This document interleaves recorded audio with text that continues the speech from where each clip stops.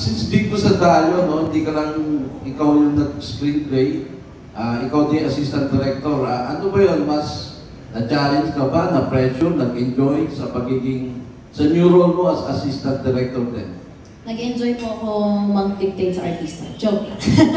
Nag-enjoy po ako kasi as assistant director, mas na-explore ko po yung creative side. Kasi iba yung creative kapag sa actor ka, di ba? Like, you can choose may mga choices ka. Pero syempre, it all comes down na kapag would it work on the scene, would it work with your director, di ba? Maraming Dito naman, mas collaborative effort because you're working with everybody. Lalo pag AD ka, tinuturuan ko ni Direk JM, ni Direk Sinay, the AD is like the gateway of every department to the director. So, lahat kausap mo, lahat ka-communicate mo. Ang saya-saya niya kasi I really love working with people.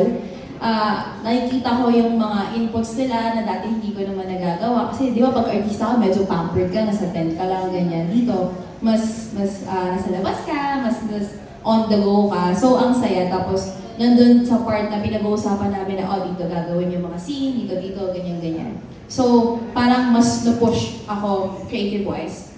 So, I really enjoyed it kahit ang first time ko lang po. And I'm really fortunate kasi sobrang laking tulong po ni Direk JM as my mentor sa first time ko mag-AD.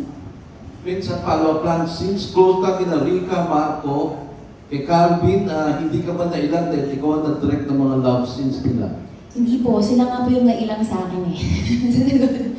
Kasi po sa akin, some of you, I guess, may have heard it because I'm an art student. So, we're used to seeing nude people because dinodrawing po namin. Like, I remember in my first year, I used to draw like 100 nude drawings in a day. So, sa paningin ko, na lang yan, cheeks. You know?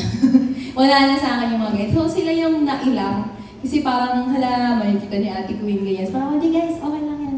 It's just another part of the body. So, mas binabantayan ko sila, especially sa girls, na gusto ko dito kahit sabihin mong it's a sexy, kailangan maganda ka.